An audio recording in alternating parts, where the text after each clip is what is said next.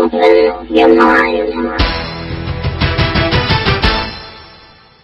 Hello and welcome to Open Your Mind Radio. You have myself, Alan James. Myself, Stephen George. Good evening. Good evening. You might find a little bit different with the voices there. We're actually in Studio 2.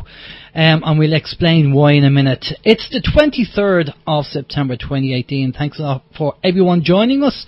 Tonight we're going to have a round table, a bit of a change from our normal scheduling. We're going to be talking about the state of Ireland in a few minutes, and we have three guests with us ready to partake in the round table and give us their knowledge and their background and their opinions and their feelings of the state of Ireland and what's happening at the moment. We've had a bit of a nightmare today. For some reason, you know, one of the things that we've talked about on previous shows and mentioned about the failure of technology, and for some reason just things are not working anymore. And that goes for myself and Steve. Not only have we suffered power cuts in the local area, we had a complete system crash in Studio 1, and we had to reinstall software, and we're still having problems there. We're trying to sort that out. So we're actually in Studio 2 at the moment, which is great. This is why Studio 2 is here as a backup to Studio 1.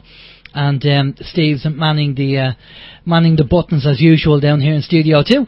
But before we crack on and get into the show, let's find out what the communication channels are. Okay, folks, communication channels. The communication channels are email info@oymireland.com, by phone 046 927 1212, and you can also contact us direct through the OYM chat room.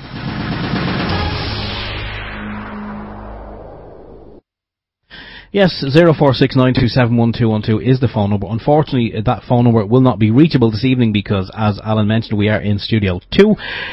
So you're going to have to log into the chat room if you want to communicate with us, or you can fire us off an email. But if you want to log into the chat room, just head on over to oymradio.com. You will see the link there for the chat room. If you do have a username and password, you can log straight in and join the fun and frolics. And if you're not registered, you can navigate over, or if you're registered on People's Internet Radio, you can log into the stream or the chat room on PIR. And I want to say a big hi to everyone logged into both of the chat rooms already. You are most welcome. We also have on the website there the all-important email address, info@oymradio.com, which you can fire us off an email during the show or during the week just to let us know if you're a long-time listener, first-time listener, what you thought of the show, ideas and maybe guests for previous shows or future shows, I should say. And yeah, that's it. And obviously, if you log on to our own website, you will see all the usual links there for the anti-social media: Facebook, Twitter, Skype, and MeWe. We are on the MeWe platform, and as we have said before, it is a good platform, to be honest, much better than Facebook. And if you're not on there, do pop on over, register, and befriend us on MeWe. You won't regret it. It's completely ad-free, and they won't be looking into your privacy or robbing your details. Anyway, Alan. Brilliant, Steve. Okay, so as we said, tonight's show is going to be different. It's not going to follow the normal format that we have. We're going to get into talking about the state of Ireland. And we have three guests with us on the show ready to chat to us. The first guest is a chap that we've had on before, Liam Deegan. Liam's a good friend of ours. And Liam does a lot of journalistic stuff and exposes a lot on Facebook about what's going on, and he's involved with a number of people as well. And we also have Jeffery Rudd, and Jeffery also does the same thing. Now, we don't know much about Jeffery. I have seen little snippets on Facebook with work that Jeffery did, so it'll be interesting to find out more about Jeffery's background. And we have Mark Laidlaw. And Mark is a friend of Liam's, and we don't know anything about Mark's background, but he's a friend of Liam's, and Liam said that Mark would have a lot to bring to the table regarding information. So what we're going to do is, as you say, we're going to go around the table, we're going to talk about the different subject matters that are out there. The things that we do want to talk about will be banking. I'd like to mention public banking. We get asked to mention that as well. The legal system.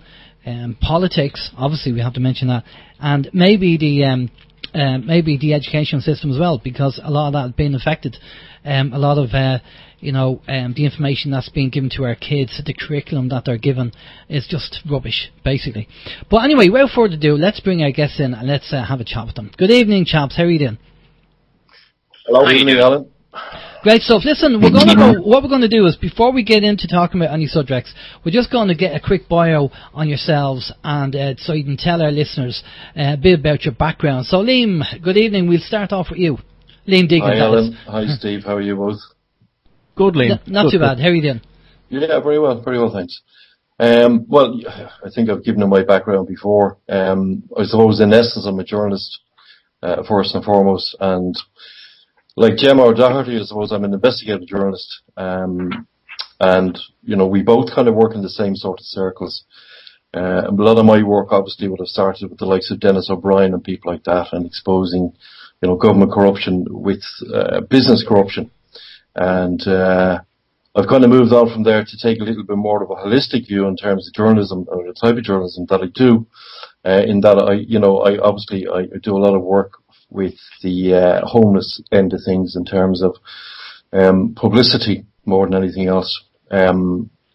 Obviously, you can see some of the stuff I put up this evening on Facebook, which exposes the links between banking, NAM, and the state, and vulture funds in effect. So, but that's the type of work that I kind of work at. That's the sort of stuff that I work at the moment. Brilliant. Okay, Jeffrey, good evening. How are you? Good evening, all. My background, and I'll do a very quick short run through, is 20 years of barman, but in the last 5 years of that, re-educated myself in accountancy, taxation, company law, etc. Went on to be qualified in IT, qualified teacher, came involved really in politics when my oldest daughter was discovered with scoliosis, curvature of the spine, got involved with a campaign to save services at Crumlin Hospital. Ended up trying to create a new political party. Long story short, created United People, because quite frankly, I seen what I was looking at on a ballot paper, and I discovered the realization that I was voting more for the one least hated than one that I actually liked. And what I actually saw most of on the ballot papers was corruption for the parties. I then founded, long story short again, United People, which is basically looking for something that other parties out there are also looking for: participatory democracy, people's rights reinstigated into the Constitution, and right to recall, etc., but also more accountability and transparency, which, fair play to our Gemma O'Doherty, has been calling for the last couple of weeks as well, attempt to get on the presidential ballot paper. Okay, brilliant. And I did hear something, all right, Jeffrey, about you starting a party. And to be honest with you, it's probably a good thing to do these days, because with the mainstream parties that we have at the moment, it's not even worth voting for any of them, because we all know what they're like. But let's get some Mark's background to find out about Mark. Mark, good evening. How are you? How you doing, lads? I'm a painter decorator. I'm just basically... Hold on.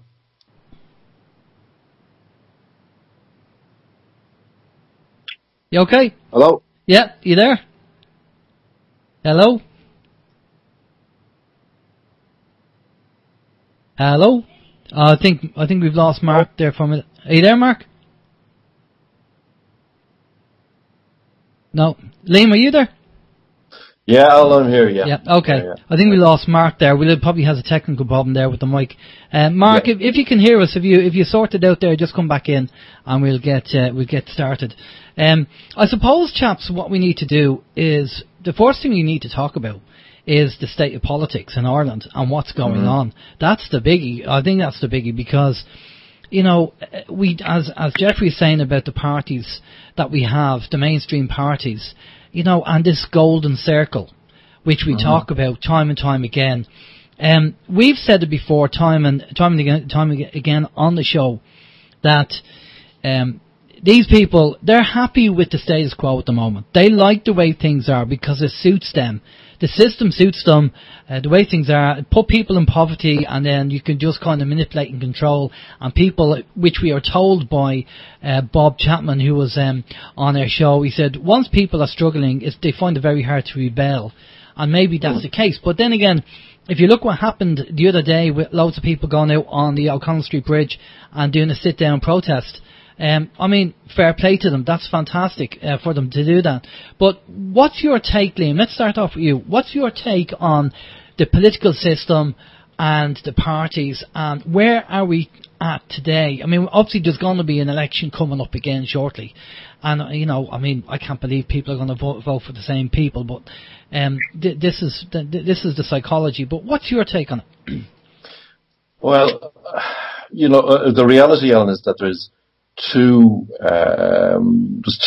parties that people will vote for. We know what they are, both Fine Gael and Fianna Fáil. Labour are pretty much out of the picture now at this stage, as we all know, because of their part in the whole mess that's gone on. You see, the real issue is that we have people who will vote quite easily for Fine Gael and Fianna Fáil, and who've done so traditionally and will continue to do so traditionally. The real problem for us is that we don't have enough younger people who have voted up to now, and a lot of younger people now have cottoned on to, you know, the antics of both Fine Gael and Fianna Fáil, and you can see it in these demonstrations that's kicking off now, the homeless ones and so on. And what's happening then is that they are the people that we need to get on board. Those younger people, we need to encourage them to vote, because they've seen the light now, and if there's enough of them, it's going to totally create a disruptive model for the standard voting pattern that's gone on here. So in effect, what we're really probably going to have now for the next elections, which are going to happen fairly shortly, we're going to have much more Sinn Féin in there. I'd say a lot more independents now, but you're still going to have someone like Fine Gael or Fianna Fáil. It'll probably be Fianna Fáil because, as I do say, and I've said for a long time, we're a nation of swingers. Now, I don't mean that in a sexual sense. I mean that very much as that you swing left for Fine Gael when Fianna Fáil do wrong or seem to do wrong, and then we swing right for Fine Gael when Fianna Fáil have done wrong, as we've seen, and that's the way it's always been. So, you know, I mean, we're just juggling the same two balls in the air each and every time. The biggest problem, Alan, is that the left are the problem. They are their own problem, because there's no cohesiveness whatsoever with the left. There's so much ego and infighting that happens when something begins to stir. Somebody takes a grip of it and drags it down every single time, and we've seen it more than enough times. We would call that controlled opposition, and maybe that is the case. Maybe there is a level of that going on.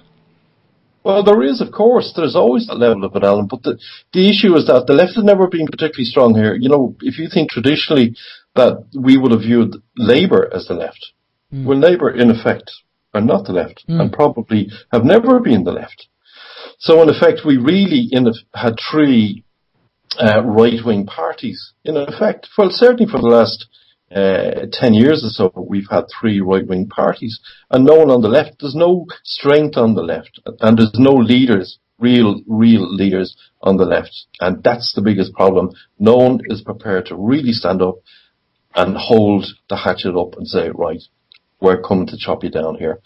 There's no one there. There is nobody. I think Ben Gilroy gave it a good go with DDI, and if you look at the level of attack he went under, and what, you know, because of the things that he did and the things he was exposing, I mean, that goes to show you what happens. And if people can't learn from that, this is what happens when you put your head above the pulpit, that sometimes the elites don't like it. And as I say, Ben had a fair go, but he got a lot of hassle for it as well. I just think, I just think people are afraid of change as well. Yeah, I mean, you know, we have two parties, and as Alan has said before, from time immemorial, it's been Fianna Fáil or Fine Gael, or, you know, someone, or a coalition or whatever, but it's always been like Fianna Fáil and Fine Gael. And I think when it comes to it, that the people, they want change, and as you said, you know, if it's kind of, if the left are doing wrong, they'll swing to the right. If the right are doing wrong, they'll swing to the left. But they're missing out on great parties and great individuals who are in the middle, who are kind of screaming, you know, give me a chance, give me a chance. And like Ben, I mean, I think we can all agree, Ben and the party, DDI, I mean, they would have made a difference. Definitely would have made a difference. But I think when people who aren't familiar with Ben see the name on the ballot paper, they're kind of going, oh, who is this DDI? We haven't heard anything about them. And I think they're afraid, so it's just kind of, okay, we'll just vote for the usual suspects.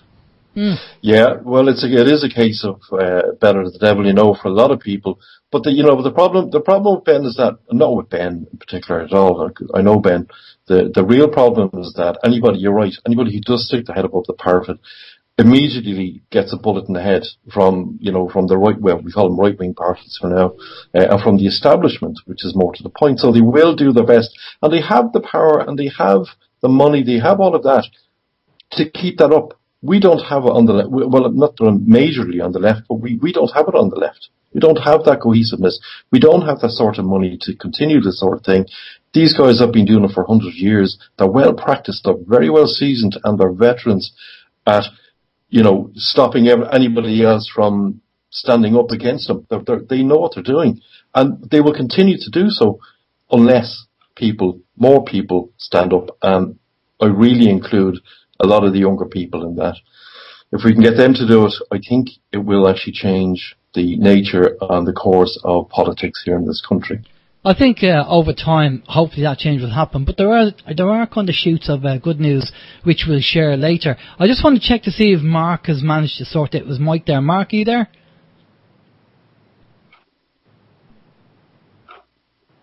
No, Mark there. Okay, Jeffrey, we'll just pass over to you, Jeffrey, and give us your take on the political scene at the moment. What's your thoughts on that? While you were talking there, I was making a number of points on paper. And can I go over them? Yeah, go ahead, yeah. Okay, first of all, I want to mention that I did mention previously that I was in a campaign for Crumlin Hospital. While I was in that, I went and joined DDI, set up the Louth branch. I became its first national chairman, much to my own surprise, because I was just busy walking away and didn't expect to be elected as that national chairman. And I seen firsthand, because I ended up manning the phones in the League National Headquarters. I ended up manning the phones on a daily basis and having to deal with the flack that Ben Gilroy unfortunately had to face a lot of the time as well. I won't make a long speech about it, but what RTE did to him in hatchet jobs and other biased media, which you all know exists, was simply unreal. That would make the hairs stand on the back of any normal person's neck.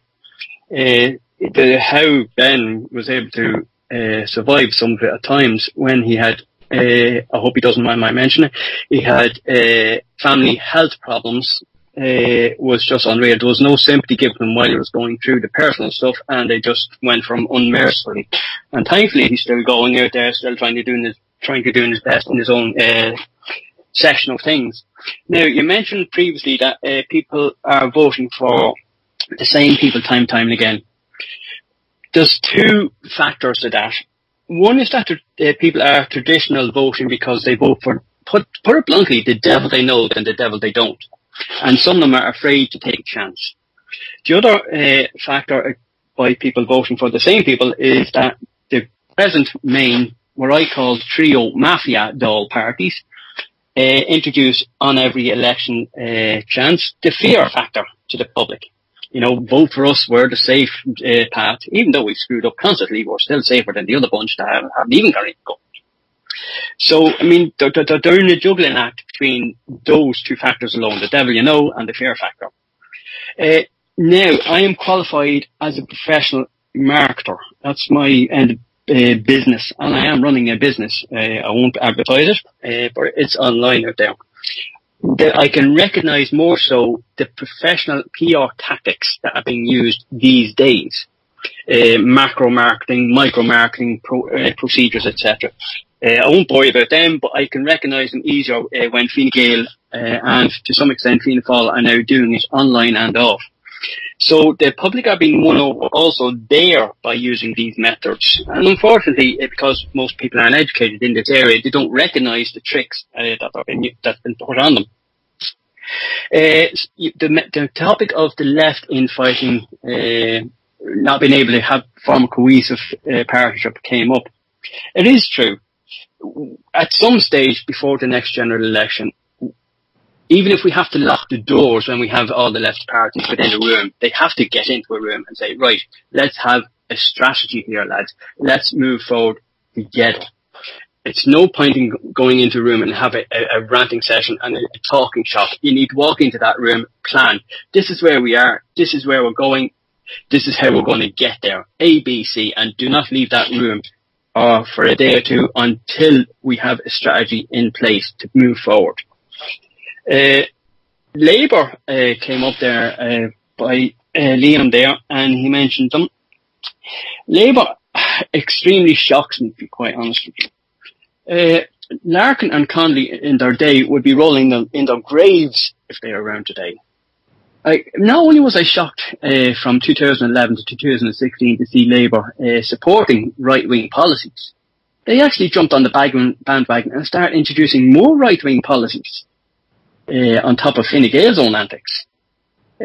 I could go on for hours about the lies that Labour members actually state inside the Dáil and outside the Dáil. The most infamous one, I suppose, off the top of my head would be not to be charging third level students and have those fees done away with, only to have them actually, when they get into power, have them increased, etc. So anyway, I won't go down that road. I could bore you to death all night about that. But the last week has been very interesting in terms of politics alone. And with your permission, if I could have about 2-3 more minutes to actually talk. Yeah, go ahead. We discovered that the tactics that were being used to Gemma Doherty were simply unreal. She is the only presidential candidate in recent history that has ever been blocked by a political party. Check the records. She's the only one. We now know that Fine Gael and Labour are using, and Fianna Fáil are using immoral, undemocratic practices to keep a woman out of the presidential race. There's no ifs or buts about that. Now, in legal terms, just in legal terms, every person in the country is entitled to fair procedure. Gemma isn't getting that. If she wanted to, I doubt if she would go to the task of doing it, because it'd be an uphill struggle, a major one. But under the Constitution, she would be at least entitled to challenge what's going on and going to the High Court and asking for a judicial review of the whole presidential process. Because in no way has this race so far even been fair. Holding actual council meetings all on the same day alone is not advantageous to carrying out what's known as fair procedure in any election, never mind the presidential race. So that could actually be questioned in the High Court with a judicial review. We've discovered, and I'm bringing in Europe into this particular topic now, we've discovered that the EU has been totally denying the UK, and I include Ireland into this. This is why I mention it. We've discovered that the EU, including Ireland, has been denying the UK suggestions about solutions to the Brexit problem. In other words, the UK has been providing some solutions. The EU has come along and denied them all. And Ireland too, denying them all, but hasn't offered any other advantageous alternative suggestions. So just saying, go away, we don't want to hear you, and we're not offering solutions of our own. We discovered this week that it was in the UK Mirror, but I actually wrote about it a couple of months ago on my Facebook page, that the Fianna Fáil Fine Gael government has been blatantly lying about the house numbers. No ifs, no buts. They've been blatantly lying. It's something not new to them. We have Micheál Martin appearing on our national entertainment show. I call it the Late Late Advertiser. Some people call it the Late Late Show. It's debatable which name you want to go with. But here's a man that's supposed to be an entertainment show.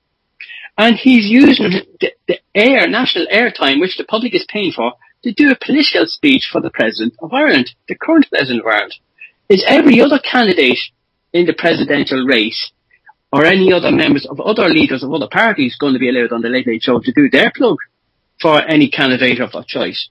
But no, Micheál Martin went on the Late Late Show on a Friday night and gave his good as he could get, plugging his current choice at the moment. We discovered this week that the Dáil opened back up, and if you were watching it live during the week or at some of the actual recordings played back, the TDs are back to the usual antics. They're not bothering to turn up.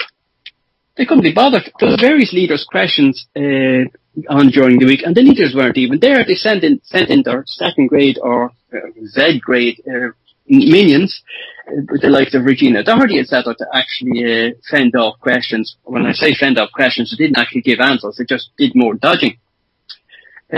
With Brendan Howlin attacking members of the national public because they went out and protested. And remember, this is the Labour Party that's supposed to stand up for the oppressed, the unemployed, the average citizen, the average worker, the common folk, the downtrodden. And here's Mr. Brendan Howlin, like his predecessor, attacking the very people that the founders of his party was supposed to represent, defend, and also improve the lives of. So, I could go on, but in general, that's a broad picture in the last week alone of the state of politics in Ireland. And to use some words that Gemma O'Doherty used occasionally, it stinks, it's rotten, it's corrupt to the core. The examples are there for everybody to see. Okay. So the question then remains, one final sentence, the question then remains, why in God's name would we be into causing pain, inflicting pain upon ourselves and vote the same shower back in? It's time for change. It's time for better. Definitely. It's definitely time for change. I just want to check. Mark, are you in now? No sign. He's having problems with his microphone. It seems to be cutting off every now and again. So he's working on that at the moment. Yeah, no, Jeffrey, we know it's time for change. It's trying to wake people up. You know, does this kind of mentality where it's I'm okay, Jack, and you know, as long as I can survive and I can pay my bills and just about to survive, I don't want to get involved in anything else. And people not realising that there's more austerity coming down the line. I mean, there are civil servants sitting in the door or wherever they sit, looking at so many ways to try and take more money off the people in the street. That's what's going on, and people need to turn around and say, right, enough's enough. We have to stop this, because this raping and pillaging has been going on since 1922. Tweedledum, Tweedledee, all these years it's been going on, and you know, maybe the people who are, you know, there's some people that I'm okay, Jack, are fine. Maybe they're involved with these mainstream parties that have family and everything else. But it's going to affect everybody. I mean, you know, at the end of the day, something's going to give. Something has to give, and I think we're getting to that stage now. Liam, do you want to add to that? Yeah, Alan, look, the real problem, as I see it, for change is in the Irish media. The problem is that we still have an exceptionally strong media here that is completely biased, as we know, mainly because of its ownership by Dennis O'Brien and other people like him. When they have a grip of the mainstream media, they can say what they want. People will read it, people will fall for it, people will love it, people will cuddle it, people will do whatever they have to do with it. But that's what they believe. So if the mainstream media say, well, Fine Gael are the best party ever, we have people who are going to believe that. And the problem with media ownership in the hands of individuals like Dennis O'Brien is that they are the bagmen. O'Brien and his ilk are the bagmen for Fianna Fáil and Fine Gael. So in other words, they get a lot of money from O'Brien and people in that sort of circle.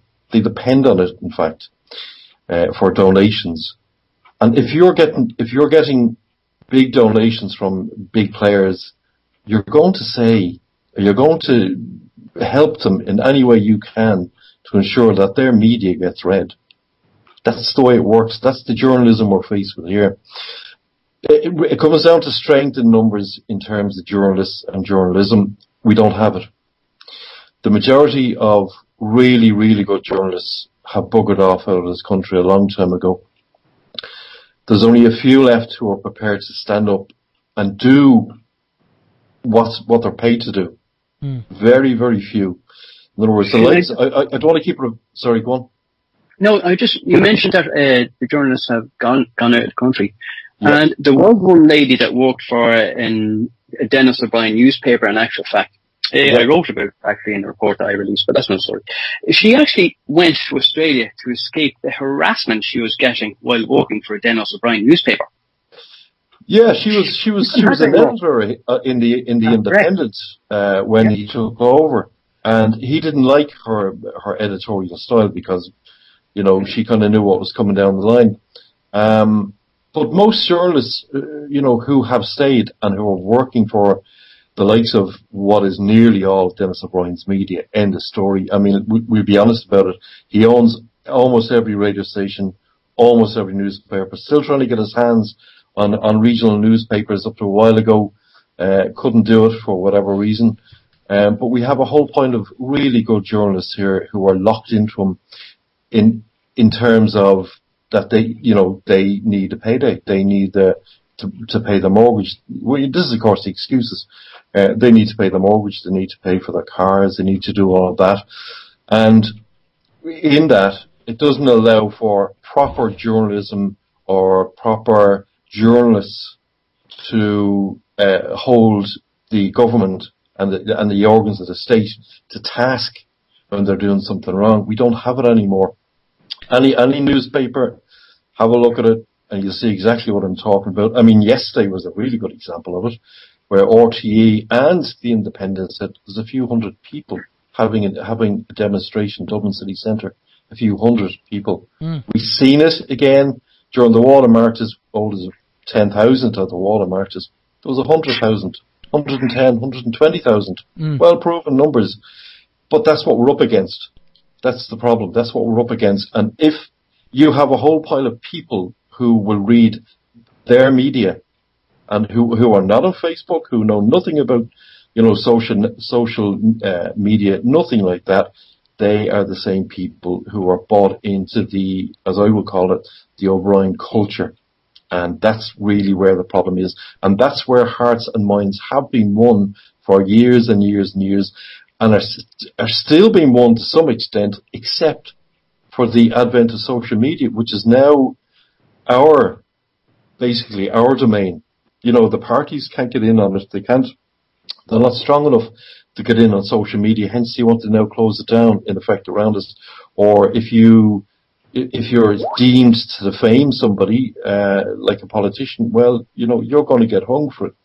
This is what we're going to be facing shortly. This is the next model that they're going to take out on us. Well, didn't they bring that law out in Europe, apparently, that if you do any more memes or certain memes against people, that they'll well, it's a copyright law that they bought out there, which is really an imaging law. It's your image is what they're saying.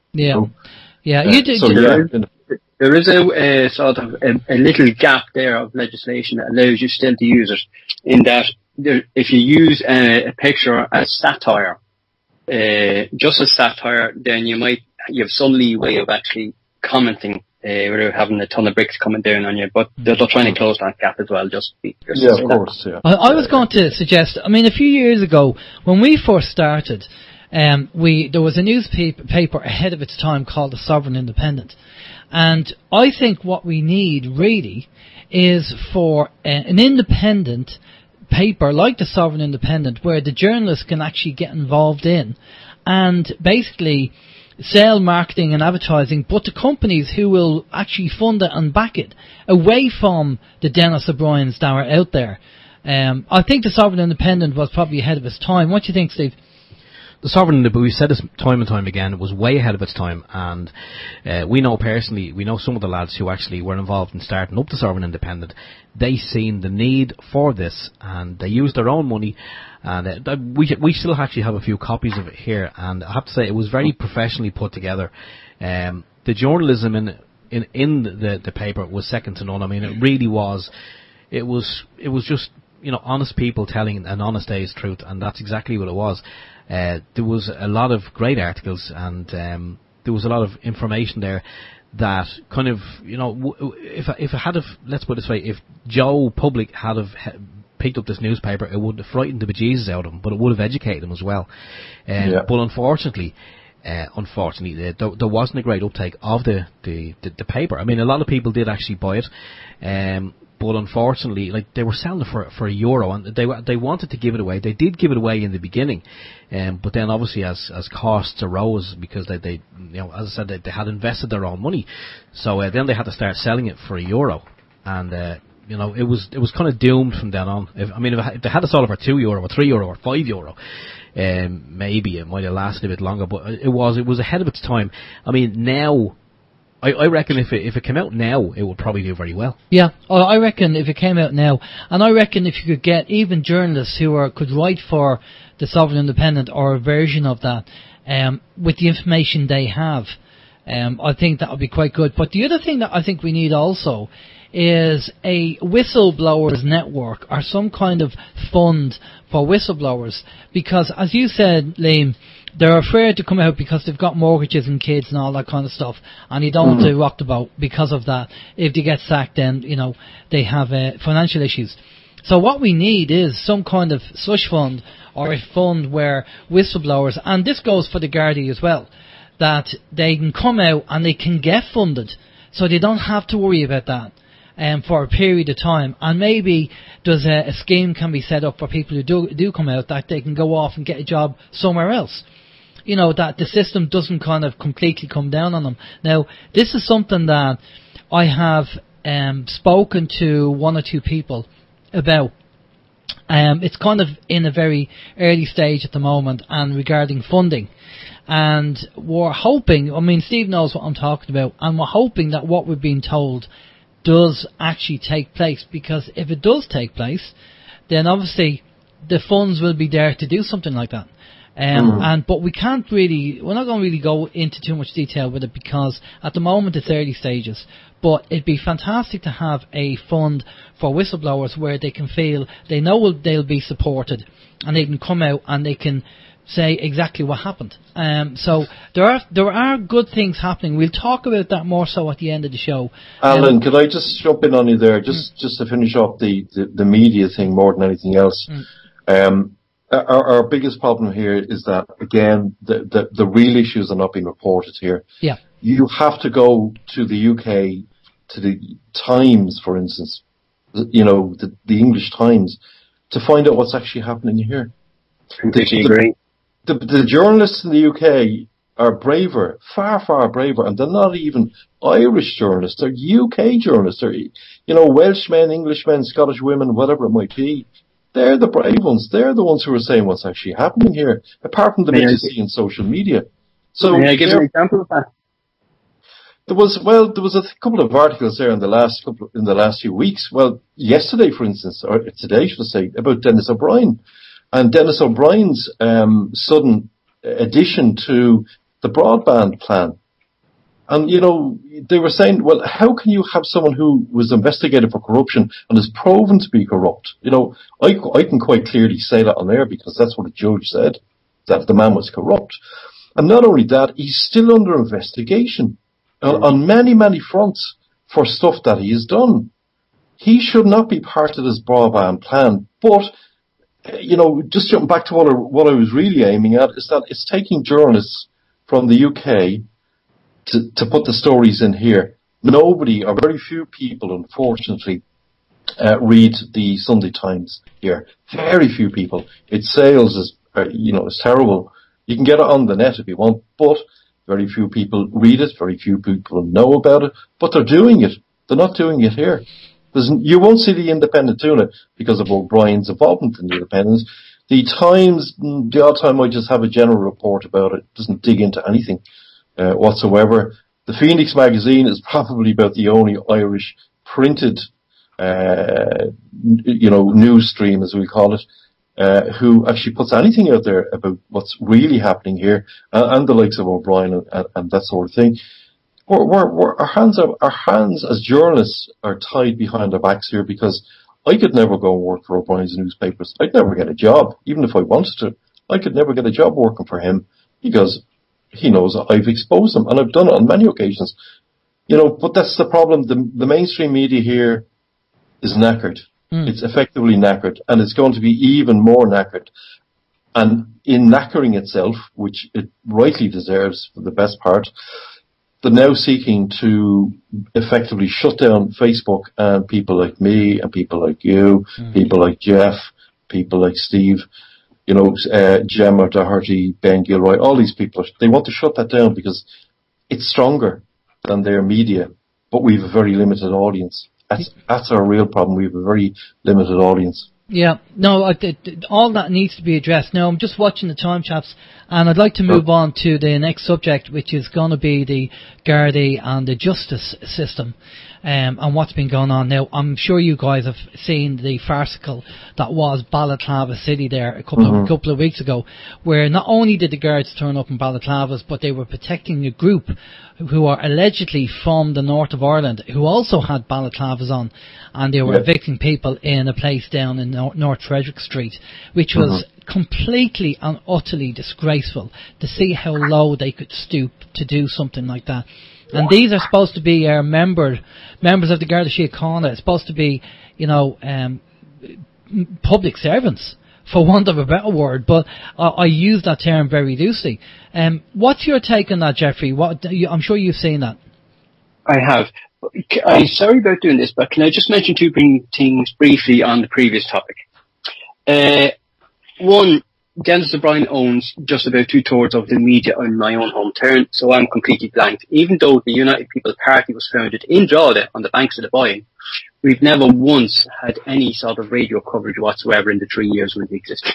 The local newspaper, I won't mention its name, one of them also has a Dennis O'Brien share in it, so I'm also blank there too. I won't go on about that anymore, but I just want to throw that out there. That's just giving an example of the control that's over media in this country. The Gardaí stood by individuals that, as they stood beside the Gardaí, were breaking Section 30 of the Private Securities Act. In other words, they weren't formally identifying themselves either by number on their gear or by name, or as described, that had to be done under the Private Securities Act. So the Gardaí were, in actual fact, were not only protecting law breaking, but they were allowing it to continue in the time that they were entering the building. Now, when they entered the building, there was no damage done to the building, and let's be clear about this, there was no actual physical damage done to the building while the occupants were there. The damage was done when the boys went in and came back out. And not only was the damage done to the building then, but as unfortunately the mainstream media wouldn't cover it, but as we know now, there was actually physical damage done to the people that are in the place. We're talking about not only hand injuries, but facial injuries as well. So, I mean, it's staggering that this went on. Now, there are the Gardaí representatives, including the top one at the moment, Mr. Harris. I'll remain polite and call him Mr. Harris, was asked to comment on this particular issue. When he was asked to comment on the particular guys that were actually breaking the law, he completely dropped that subject, wouldn't touch it with a barge pole, or with other Gardaí representatives, and concentrated on his own men and tried to stand up for them. Now, let's be honest, that's fair enough. If I'm in a gang of people, I'll try and look after my own, as Mr. Harris did for the Gardaí, stand up for his own understaff. But he completely avoided the actual main issue of the day, which is the goons that came from another part of the country, invaded Dublin basically, and operated illegally. All that was just completely blank, and the media, mainstream media, allowed them to get away with it. They didn't hold them to account, they didn't hold the government to account, they didn't even hold what we call official opposition, Fianna Fáil. Let's be honest, Fianna Fáil, Fine Gael are the same, two sides of the same coin. They didn't even hold them to account by not questioning what went on. It was like the whole topic was suddenly dropped once, whole side of it. Oh no, we can't talk about that. Let's all shut up about that. Let's concentrate on the Gardaí themselves, not the goons that actually went into the physical building. It staggers me that went on, and I'm not the only one that is staggered. Other people from other opposition parties expressed, exasperation, shock at what was going on the streets of Dublin. And for this to be allowed, for Gardaí to allow a vehicle to come down that is allegedly untaxed, uninsured, and then have these illegal guys operating in our state, and they protecting them, you couldn't make that stuff up. Mm-hmm. Yeah. It's mad. Liam, you're taking it. Sorry, Al, go ahead. Yeah, what's your take on it? What's my take on it? Well, I think, I wrote the story on it. To begin with, First and foremost, those people were from the north. There's no allegation about it. They were from the north, but they were brought down here by a combination of ex-Gardai. And now I'm going to get onto something now in a second that's just going to rule, or just going to rouse a couple of ex-Garda heads. They came down here on the invitation, we call it, of some ex-Gardai who run security companies and who would have connections in loyalist areas in the north, because they've used them before, and they use them on a very regular basis for home evictions, for families getting dragged out of their homes by these gangs for the banks. But not only that, there was a very strong involvement by a Dublin-based security company who will remain nameless for the moment. And these guys have big history, big form in doing family home evictions as well. And they were cut out a couple of years ago, and they were kind of put in their place, but now they've snuck back in again. The issue here is kind of manifold, I suppose. The guards will say, well, we're only doing what we're told.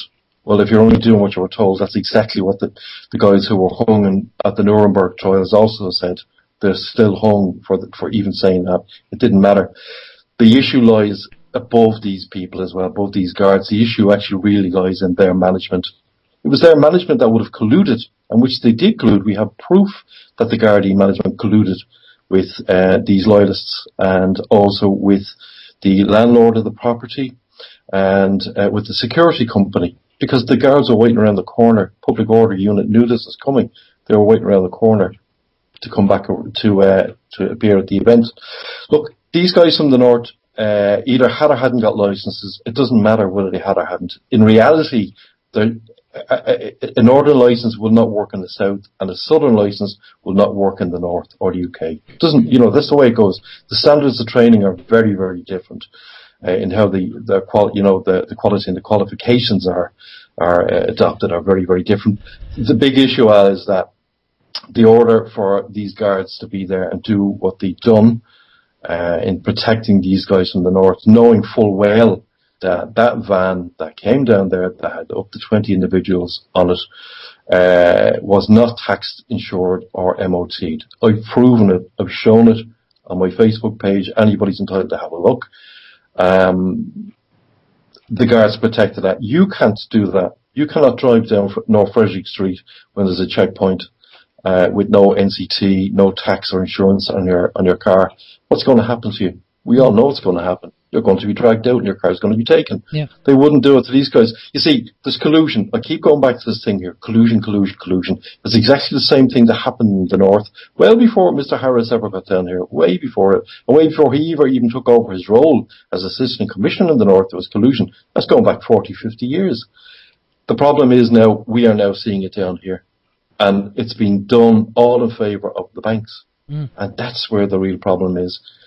The banks have the power, the people don't. At least they think they have the power, but the people definitely don't. They think they have the power. We will talk about that. We will talk about banking. Steve, did you see the palaver that went on North Frederick Street? Unfortunately, no, I didn't see it. I heard about it though, which I suppose, I could visualise, and based on what we've seen on social media from previous protests, I'm assuming it was pretty much more of the same heavy-handed tactics. I did see a few pictures on the old social media of all the lads in the balaclavas, looking like something out of Beirut or I don't know, one of those countries. And I have to say, it's not in keeping with what we the people elected our so-called government to do. I mean, basically, as we've said before, and we've said this many times, the government are supposed to represent the will of the people, and I'm pretty sure the people wouldn't go for that. And it's just going to continue. I mean, that's a sad thing that we'll have a roundtable discussion here tonight. We'll talk about it, but even if this was a roundtable discussion with 500,000 people in it, and we could educate those 500,000 people, it's probably still not going to change. Well, guys, the way I look at it, it's going to, now this is, I know it's going to sound a bit cruel, but it's going to take a death on one side or the other for something to happen. For someone to make a decision, or we're We can't do that anymore. You know, either from a government side or from a protest side. You know, someone is going to give up. Don't know who it's going to be, but it's going to take a death to, you know, make somebody see the light, whoever it might be. You know, in terms of where it's going to go, I think the Gardai are going to be outnumbered, actually, in fairness, because even Father Peter McVery even said it. He said, we need more of this. We need lots more people to do this. You know, we need hundreds and hundreds and thousands of people to do this, to take over buildings and to take over streets and that sort of thing. It's the only way the state listens. We've seen it with the water protests, where it might start off with a couple of guys. You know, the Dublin Says No campaign was one of the first to actually do something about it. But then it built and built and built from there. But Liam, the trouble is with the water protest is there was 120,000 people turned up, which is fantastic. We were there, myself and Steve were there, loads of people there, and yet they're still doing it. Yeah. And they're still doing it. They're still putting in the meters.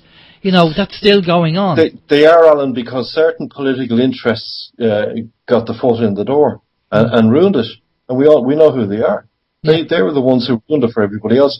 You know, I mean, we had the state on the government on the back foot about this. Had them on the back foot.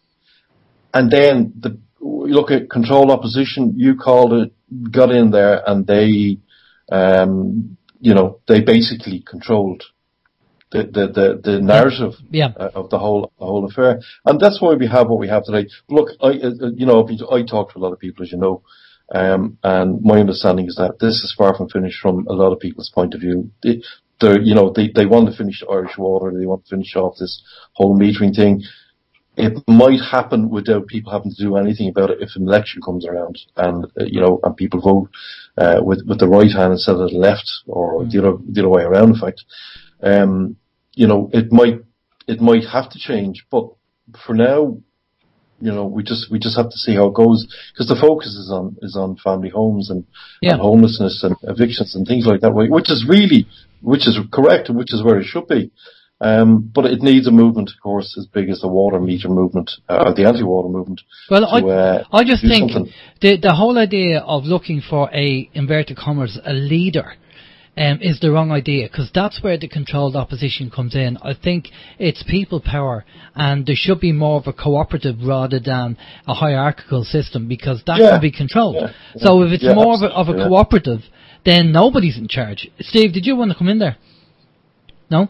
Okay. No. Oh, I thought you wanted to come in there. Okay, well, listen. We drag Jeff in there now. Well, Jeff, you just give us a comment there, because we do want to get on with banking as well, and then we have a few questions as well coming in from the chat room. I'm going to connect a few dots for you, in all honesty. The Sunday Times on the 4th of July 2018, this year, ran an article describing that bin services, and I'll join the dots for you. Bin services are going to be able to report you and every other citizen in the country. They're going to be able to report you if you're not actually signed up to a private company for the disposal of your rubbish. Now, how this is related to Irish Water, you and I were basically told to sign up to a private company, and if you didn't sign up, the government is going to come chasing after you.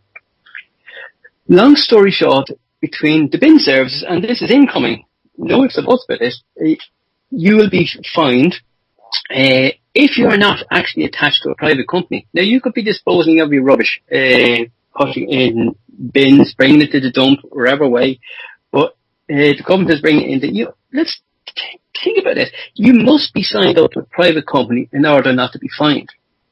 What craziness is that? Connecting it to Irish Water, the government, under European legislation, they broke it. Article 60 and 64 of the European Competitions Act. They weren't supposed to actually create a national monopoly company, but yet they did it.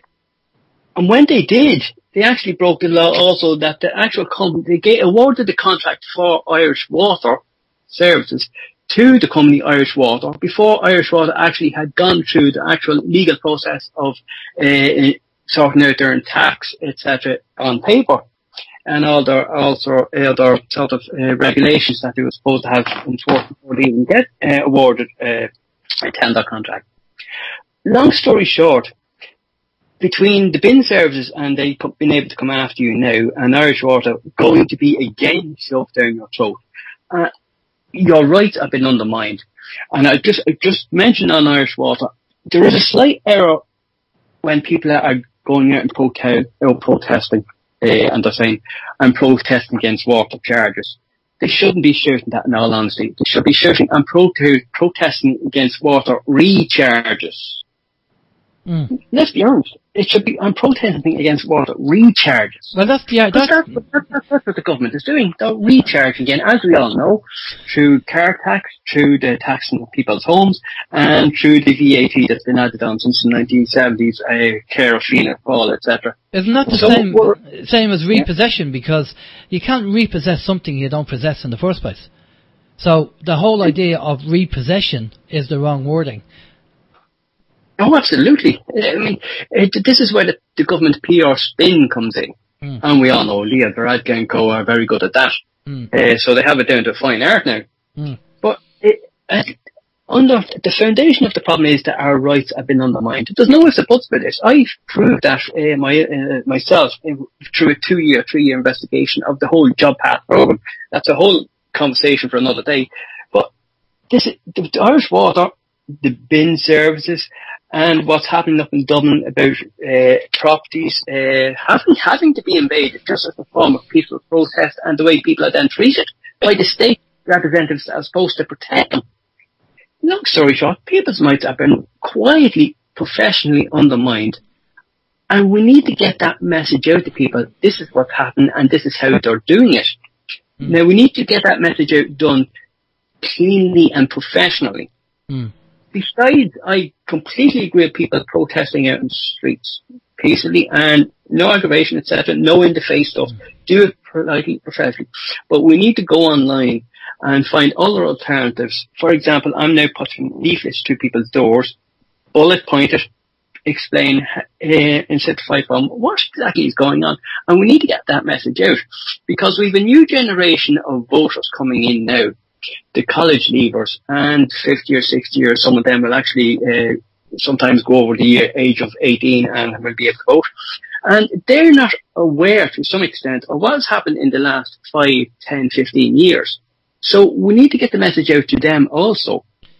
That this has happened in the past and, you know, please avoid these particular parties that are steeped in these type of antics. But the problem is, Jeff, I mean, again, we hear about voting. Well, at the end of the day, it doesn't matter who you vote for, it's the person who counts the votes. And we know that the voting system over here, unlike the UK, where as soon as the voting window is closed, the counting starts. In Ireland, they get shipped off to a nice little cosy Garda police station somewhere overnight, and then they're brought out again. And before, we've heard, I'll say it's speculation, but people have apparently videoed boxes being taken out of cars and swapped around and everything else. And this is the problem. It's such a... In my own area, the last local election, and I ran in the last local election literally at the last minute so I could take advantage of media noise in order just to try and get on the radio. When I ran in the local election and I was in the counting area, which happened to be up in Dundalk at the time, some of the boxes ended up going missing. Yeah. Nobody could explain it where they went to, but boxes from Draw that went missing. Whole areas that were particularly supportive of one particular party. I mean, put it this way, what would happen if everybody said, we're not voting? What if they just said, that's it, we're not voting at all? Alan, I'll tell you what would happen there, and it's very simple as that. Those people who don't vote, you know, all you're doing is you're leaving the vote open for those who will vote, i.e. it just takes one vote. Then if 99.999% of people didn't vote for Fianna Fáil or Fine Gael, and one person did for each party, they're still in. No, I thought there was a law that says there has to be a certain percentage of the population has to vote, or else it's null and void. A quorum, yeah. Yeah, that's exactly what has to happen, but it only takes a very small number for that to kick in. And that's what the problem is. So when somebody says, well, don't vote or you know, or deregister yourself. That won't work either, because there are too many people who will vote for these people. Completely agree. Well, maybe we have to wake them people up. Now, we have questions come in, but we'll quickly touch base on the banking system. Steve, do you want to jump in there with voting, or do you want to add anything to that? I'm just going to say, yeah, I mean, we did hear before. I remember when I was became of voting age, I was told by one of my parents at the time that, you know, you now have this right, and it was like it was a golden egg, and you have to use it wisely, but you must vote. You must get out there and exercise your vote, because if you don't exercise your vote, then at the time I was told that the government, whoever were in power at the time, if you refused to vote, then they would automatically get your vote. It was a case of like, well, if you couldn't be bothered voting, then you must want the status quo. I'm guessing that's obviously changed now anyway. In an average lifetime, if I may interrupt, in an average lifetime, a person votes 12 to 13 times maximum at general elections. They go into a poll booth, and for 30 seconds they do their mark on a piece of paper and they stick it in the ballot box. 12 to 13 times in a whole lifetime. We need to be able to hold them more accountable, a lot more. We're living in an era where literally millions of euro can be lost in minutes, even sometimes seconds. So having been able to only hold them account now only every 5 years, or in the case of presidential every 7 years, it's not good enough anymore. We need to be able to have a process set into our constitution that we can hold them account every year, all year. Well, it should be the DDI process. I mean, the direct democracy idea, where you can actually have recall, so you can sack them if they're not doing their job, which is a great idea, because, you know, unfortunately there are people in public companies, in the public arena, that they know that if they get a job and working for the county council, they're in there for life, and that's wrong. The private companies, if you're not good at your job, you get sacked. But there are people, I'm not saying everybody, there are good workers in the county council, but there's always a handful that will get in, maybe through nepotism, and they will get in and they'll be in there for life, and, you know, they'll do sod all work, but you can't sack them, and that's so wrong. Yeah, as many as your listeners know, Switzerland has a direct democracy system. A participatory democracy is another name for it, just in case any of your listeners are confused. It's the same thing. I sat down with this previous Swiss ambassador for about 3-4 hours at a meeting a number of years ago in his residence up in his embassy. And he basically put it to me that they know over there in Switzerland that if they are not in their office from 9 to 5 or whatever official times they're supposed to be there, they can be out the door via the public power in the space of 2 to 3 months. So, I mean, you mightn't like some of Switzerland's actual policies, and I'm only using Switzerland as an example, but the elected politicians know over there that if they don't get their act together, they are out the door, regardless whether they want to stay there or not. The people over there are allowed to have 4 opportunities per year to say how their elected are doing. We need to do something similar. The argument against direct democracy or participatory democracy by the opposition is that, oh God, if you give everybody a chance to complain about something, we're going to have complaints 365 days a year. Well, I challenge anybody right now that's listening to this radio show to right now to come up with, off the top of their head, 365 reasons why we should remove a particular TD or a senator. They couldn't do it. Maybe they could do it after 12 months, but not straight away. There's pros and cons out there to our democratic system.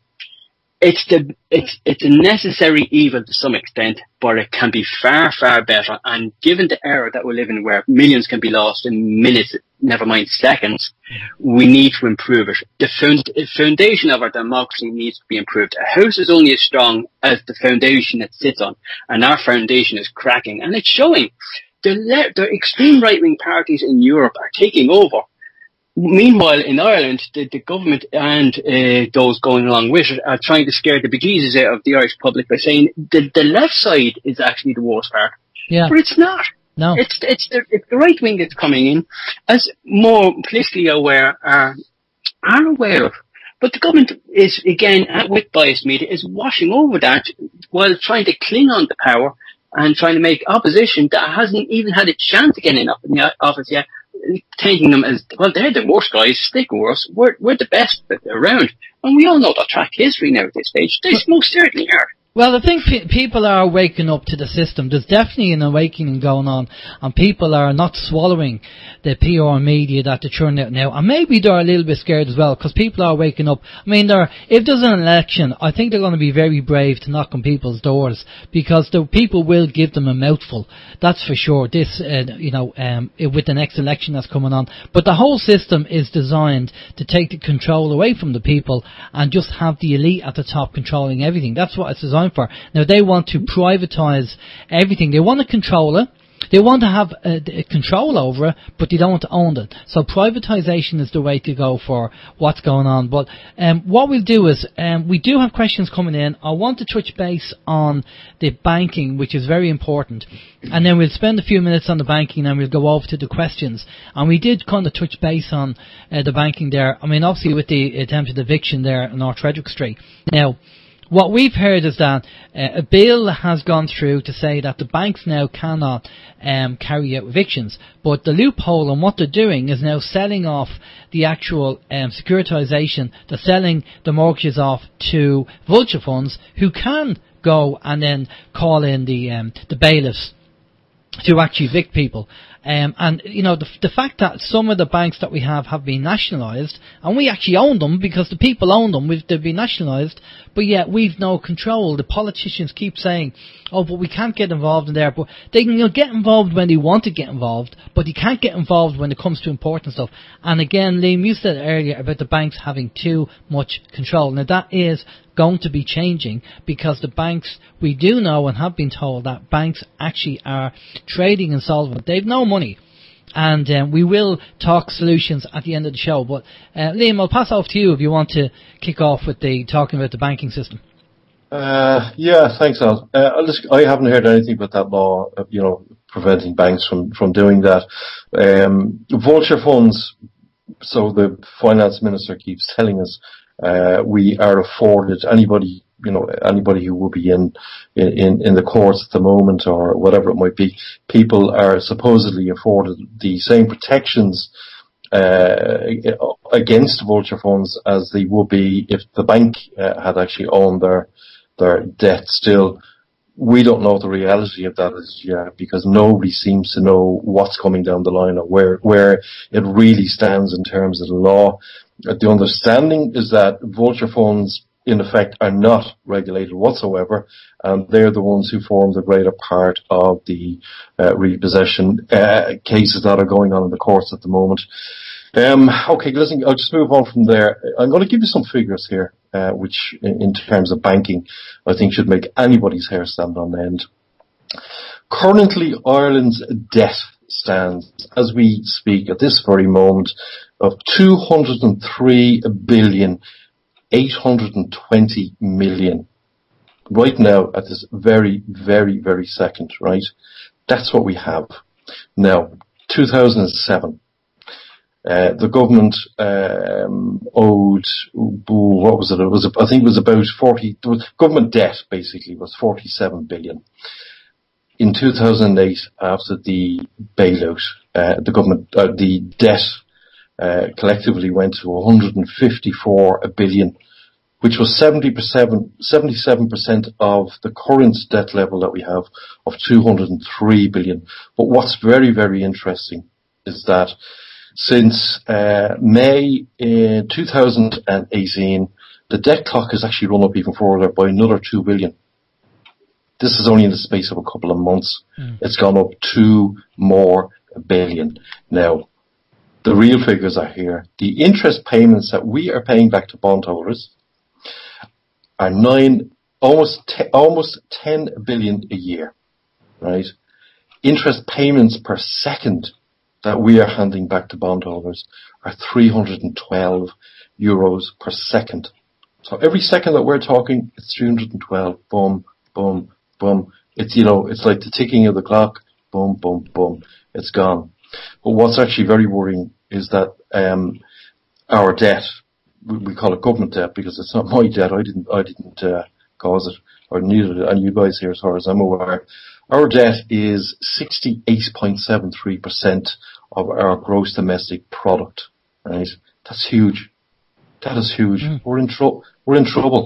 Yeah. We are actually in trouble. They haven't admitted it. We're not admitted, but we're in trouble as it stands. You know, I mean, in 2007, we went from 47,000 to what did I say?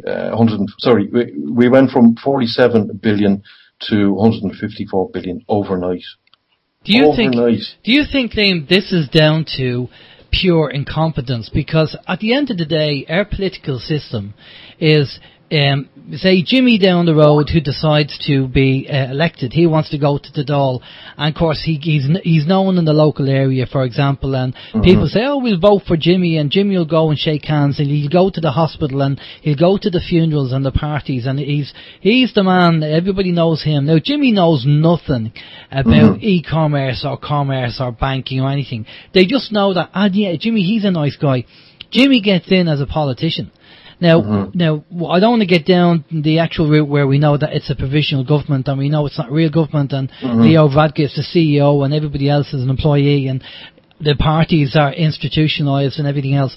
But Jimmy gets in, and why do people think that this guy, Jimmy, who knows nothing about business, really knows nothing about business on the scales that we're talking about, is the man to go into government to help to improve Ireland when he knows nothing about any of this at all? I mean, surely that's farcical in itself. The way I look at this is that, you know, we are paying for people to be employed in government departments, very, very highly paid people who are effectively and who were effectively incompetent in dealing with the whole banking crisis that went on in the first place. We're paying substantial amounts of money every single year to, as taxpayers, to these economists who work for the Department of Finance, to civil servants at the very top level who've been there for maybe 30, 40 years, who really know the story. Are they really that overruled by a government minister who hasn't a clue? And for the best part, most of them actually don't have a clue. Yeah. There's very few of them, if any, were actually qualified for their positions, and that still remains the same. Yeah. That, you know, I mean, you have a doctor who barely practiced a day in his life is now the Prime Minister of a government that's in big trouble. You know, or that a country that's actually in big trouble. I don't like talking down the economy. I don't like the idea. But the problem is it's real. It's there in front of us. But we are paying, though, for people who are totally incompetent. And I've said it enough times, we need to sack all of these people and start somewhere in the middle where people haven't been tainted yet by the yes minister syndrome, as I would call it, you know. Well, we need people with integrity. We need people that are not bought and can have some kind of understanding of the system, but with integrity, definitely, that can't be bought off by the powers that be. I totally agree. It's very hard. Sorry for interrupting here, but that's a very hard thing to do. It is, when you're paid by the state. Even if you are a civil servant on any level, it's very hard to bite the hand that feeds you. We all know that's the case, and that's really what's happening here, because the majority of civil servants are public servants. Well, particularly civil servants, more so, won't open their mouth and can't open their mouth. They're afraid they won't have that pay packet in the following month. You know what I mean? This is the problem. There is a whole fear factor going on here in working for government. Which then goes back on any level. Which then goes back to what we said about having a fund for these people, so they can come out and expose what's going on. Let's get Jeffrey's take on the banking system. Yeah, just one thing that came out there recently. The banks are now being set up that they don't have to pay taxes for the next 20 years to try and help them out of their various financial holes. Well, that money that they were going to pay, but now apparently don't have to, is going to have to be found from somewhere else. And guess where that's going to come out of? Either you're on my pocket or a business out there, your local butcher, your local supermarket or whatever. They're going to have to cough up even more for what the banks are being allowed to get away with. You mentioned about poor Jimmy there and his particular situation. In all honesty, what we need to do now is three things. We need elected to tackle this problem that have integrity and honesty and transparency, etc. But there's no point in electing these people. We could have a saint elected, but there's no point in electing these people under the present system that we have in government. We need new, stricter guidelines for not just the banking system, but for every, let's be honest, every government department in the state. But it's no good even having new, stricter guidelines if they can't be enforced. So let me put it summed up in a nutshell. One, we need new, better elected. Two, we need new, stricter guidelines. But three, most importantly, we need a government service that will absolutely enforce them. When we get that, the third one, the other two will fall into place and are elected. If they even attempt to stray off on wherever they're going to do, we can rein them in. We won't get it right every time, but we have a better chance of reining them in and say, hang on a minute, you ain't doing that right. The present banking system, we all know it, is seeing money taken out of our pockets. Now, I'm going to slightly touch on this, a separate topic, and then I'm going to drag it back into banking. As we all know, the government now is spending this year $1 billion on PESCO, the EU version of the EU army, long story short. Next year we're going to be spending over $2 billion cash funneled out of Ireland towards PESCO. In 2020 we're going to be spending $3.5 billion, that's billion with a B, not million with an M, towards PESCO. Now this is money that is going to have to come from somewhere. We're already shoving billions into the banks, and as Liam rightly pointed out, €312 per second. We're now going to have to find even more money for the billions going into PESCO. One way or another between the banks and PESCO, and I'm sorry to drag that in, but it is a big financial hole there that is being growing bigger. The money is going to come out of your pocket and my pocket, and quite frankly, our kids' pockets further down the line. So at some stage, an empty sack that has nothing left in it will collapse. And as Liam has rightly pointed out, we're getting to that stage quietly, and the government won't admit it, but we are getting to that stage. We can have another bailout further down the road. And funny enough, when we do mention the word bailout, the government a while back and the media jumped on the bandwagon and said, oh, the bailout is over, happy days, let's all sing happy days are here again. Grand stuff. But in fact, when the bailout ended, what they forgot to mention in the rest of our PR was that the interest payments then started to kick in. And Greece now is at that stage now. There's suddenly the EU is saying, oh, the bailout is over, happy days. But they don't quietly mention what Ireland is now doing, is they now have to cough up billions back. So, I mean, the people have talked about the EU falling down on its ears. They're reaping what they sow, basically.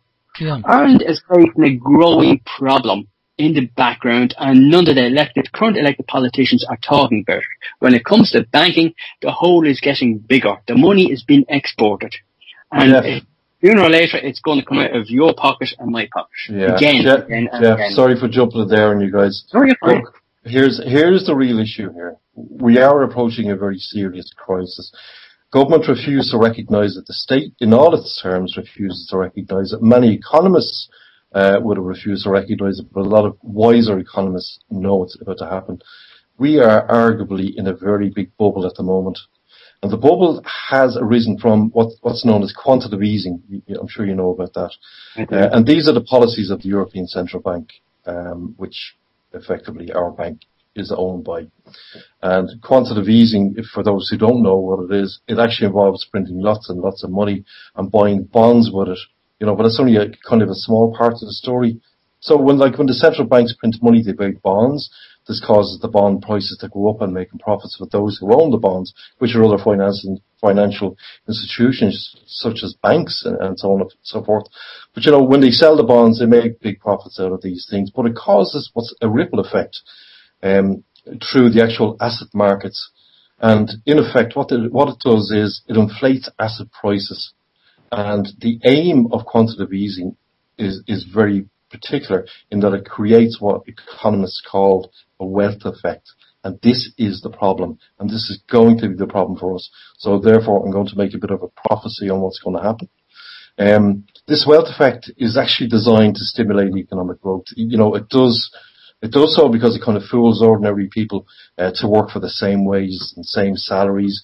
You'll still be able to buy the same goods in your supermarket, but you won't be able to afford a house or any other big assets to the same degree. Big expensive car. Those days will be gone. So ultimately, it's only growth driven on behalf of the banks, and it's effectively pulling the wool over people's eyes. So in other words, the more wealth you have, the more you're going to gain from the increase in asset prices. And for the majority of us, it actually amounts to robbery. The majority get nothing because they have little or no wealth. In other words, our aspirations get brutalized as house prices and the prices of other assets are kind of put out of our reach. So this is what's going to happen. And, who's going to suffer here? We're going to suffer again. I suppose that at the end of the day, if you look back at our parents and our parents, they could actually afford to have one person working and buy a house and have a car while the mother stayed at home. These days, two people working can't afford mortgages. And this is really what's happening now. I'm watching the time, guys. We have questions to go through, and we want to finish up with some good news and good information and things that's happening. I want to quickly mention, I've been asked to mention about the public banking forum, and it's really got to do with using the post offices and the credit unions as opposed to the banks. Now, we did have somebody on a while ago about that, and maybe that's the topic that we should address again and get an update. But I don't know whether you guys, if you want to quickly say something, if you know anything about the public banking, and have you done any research into that at all? Well, very briefly, Al. Sorry, Jeff, I'll let you run in here in a sec. No problem. We were trying to. What should have been done was that we should have based any form of public savings bank or depository bank or lending bank on the German. It's called a Sparkassen sector. Okay. And in effect, that's a people's bank. But as we all know, a couple of weeks ago, the government immediately closed down the suggestion of a people's bank. He said, no, we're not going to have it. In other words, what they're really saying was, we're not going to give up our banking and our friends in banking for a public bank because it'll take away everything that the banks up to now have done and supposedly given us. Do you see what I mean? Yeah. So in other words, basically they're saying is, no, you're not going to have a public banking system. You're going to stay with the banking system that's already screwing you. And we're very happy to let that happen. And that's effectively where we are with that, to my knowledge now. Jeff might know something different, or yourselves, you might know something different about it, but that's my understanding where we are at the moment. Okay, Jeff. Just two things, basically. We have an already existing system in place, financially in place, that could actually be utilised better, and that is our network of credit unions around the country. Our current credit union system could be improved, and in actual fact, the people that run it went to the government at one stage and said, we can offer a better service.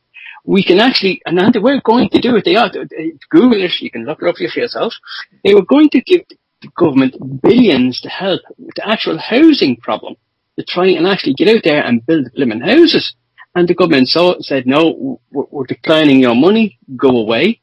The government then cracked down on credit unions and restricted them from operating in the business sector, the banking sector. Now, I don't know if you're aware, but it's been announced that An Post is to enter the small business lending market. It's entering the financial services with a strategy of their own. It's all been controlled by the government. What's at the core of it, where the people are involved and contributing and gaining from it, has been completely forgotten about. It's all, if I may say so, centered around capitalism and an elite 1% making their money out of it. Yeah. The rich are getting rich, the poor are getting poorer, and if anybody else comes along with a present setup even that might be of any use, they're basically told to go away by the government. Well, this is it. This is what I said at the start of the show about the golden circle, the 1% liking the status quo because it suits them. And any time there's shoots of something happening that's in a good way, they'll just jump on it and then lock it down in some kind of legalese and stop it from happening. And this is why people need to wake up regarding the politicians and the whole system the way it is. It's a cesspit of corruption and needs to change. Now, we have questions. We'll quick fire them over. We have about 20 minutes or so, and what we want to do is we want to obviously talk about positives just at the end. So if we quick fire the questions over to you, if you want to give us a 1 or 2 line answer, that'd be fantastic. We'll get through them. Steve. Okay, we've got some questions, and we've also got some comments as well. I was going to start off with a comment because it's kind of in relation to what we're talking about. Dougie says, my housing rent went up by 4.1% and my wages went up by 1%. Yeah, I suppose, I mean, that's happening all over the place. Standard stuff, yeah. Absolutely. Okay, where we go? We were talking about the politicians there earlier on, and Joan left a comment. She said, I think most young people don't care who is in power. Once they have their smartphones, that is their party.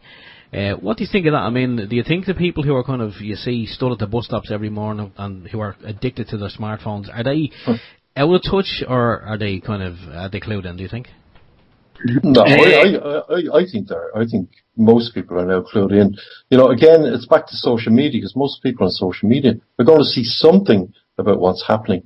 Whether they actually do anything about it is a different matter, but I think they're clued into it. Maybe they will do something, maybe they won't. Jeff? We need to, just in regards to the youth that's coming into and hasn't experienced the previous years and decades, we need to better explain to them how it's going to affect them. In marketing terms, again, which I must stress, I'm qualified and I've practiced, we need to get the message across how what's going on today will relate to them tomorrow. If we can get the message across, this is how it's going to affect you when you go to buy your next car, your next iPhone at 600 or 800 quid, or your next home or the roof over your head. These are the issues today that will affect you tomorrow. We need to join the dots for them, so they then realise, oh, good God damn, we can't let this crap happen. It's up to us to inform others, but we need to inform people better. Okay. Yeah. No. Yeah. Good points. Yeah. Good points. Yeah, but I agree, and I kind of disagree as well, in the sense, because we have seen, and this is kind of a social experiment that we've kind of done on Facebook. I think Alan has done it several times over, where he will put up something in relation to what's going on that would, to educate people. And most people just don't even read it. They don't even seem to comment on it. But yet you put up a picture of a cat falling off a table, and you'll get loads of comments and likes. So I mean, I don't know, unless people are seeing this information that we are kind of putting up on social media. Maybe they are digesting it, but they're just not commenting on it. I don't know. But it's well, I suppose we find out in the future. Anyway, future elections, where we'll see exactly what's going on. Part of the problem there is the social media that we're actually using. For example, I have 3,000 something followers on my own Facebook page, and I have to be very aware that I'm talking to a certain extent to a closed shop. These are people that have joined my Facebook page because they agree a lot of what I say. Sometimes I disagree, but they agree a lot what I say. So I'm sending a message out there to them. Some of the times they already know some of this stuff, and they agree along with me. Happy days. But I need to then physically go out through my front door, and they need to physically go out through their front door and talk to people on the street, or drop a leaflet through a letterbox informing others that are outside our clique, be it big or small, and further inform people exactly what is going on and make it relatable to them. If we can make all these issues relatable to other people beyond our own clique, they will start eventually to join the dots, hopefully. We won't succeed at every attempt, but if we get 3 out of 10, they will then spread forward. It'll, extend forward on and on. And that's what we need to do. We need to consider overall, where we are just agreeing ourselves. We need to get the people that don't even know we exist and what the issues are. Yeah, totally. I totally agree with that. We'll crack on with the questions anyway. Steve. Yeah, Joan also had another one in there earlier. She said, in relation to Gemma O'Doherty, she said she's an amazing person and will be targeted. Speaking the truth is not good business, sadly. Anyone agree or disagree? Yeah, great point. It's very true. Well, look, you saw what happened to Gemma. We all know how she was treated and dealt with by O'Brien and his people after she went chasing the ex-Garda commissioner, because he had penalty points wiped off his license.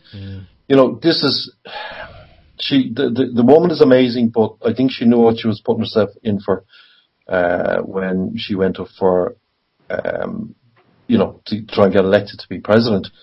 She knew what was coming. She knows what these people is like. She's been dealing with them for years and years and years and years and years. She's not going to make it this time. She might make it the next time, but for now, no. I think Gemma is better off just maybe stepping back at this one and do what she's really good at, because she's bloody well good at it. Yeah. Her greatest service to the public would be doing what she's doing, because as a president, you will not get the opportunity to do what she does or what I do. You're closed down as a president. End of story. So she's better off not being president. Jeff? Okay. Yeah, I've spoken to Gemma a number of times through various methods on the phone and email, etc.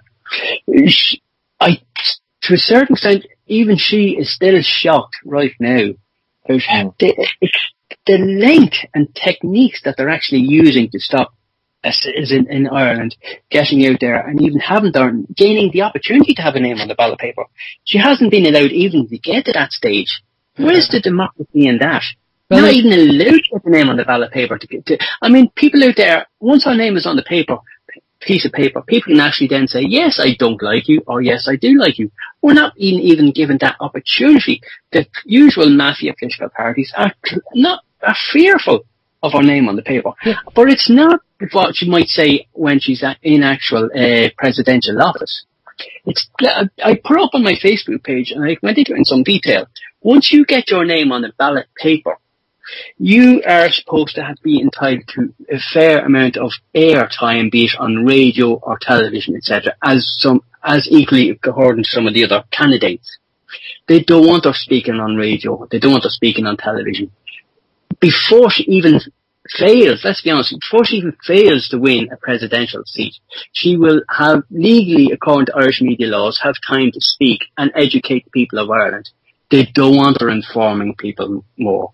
They simply don't. So they must shut her down now before we even get a chance to even choose if she's good or bad. Jeff, I think the issue here as well is that these councils and these councillors have actually now shown their hand, and they've shown how corrupt they actually are to people. A lot of people have taken note. A lot of people have taken note of what's gone on. An awful lot of people. You know what I mean? Quite honest, one or two parties that actually in the last few days have actually blocked her. It actually shocked me who was actually involved. Yeah. Well, again, what they're doing is they're revealing themselves and the truth of who they are, and that's a good thing in itself. Lads, we have loads of questions, so we're going to have to quick fire these over to you, Steve. Go ahead. Yeah, I just want to mention in relation to airtime and RTE, we did hear a couple of years ago that RTE themselves have said that they don't have to give equal airtime to anyone who's maybe running for election, that they can pretty much pick and choose who they want to give airtime to, and I think that's on public record somewhere as well. And there's a license fee that people are paying a license fee to RTE, and they're saying that you've no control over. Yeah, well, some people are paying a license fee. Some people have woken up and smelled the coffee. Well, the Irish Broadcasting Act would say different to what they're actually trying to PR say. Exactly. Steve. Okay.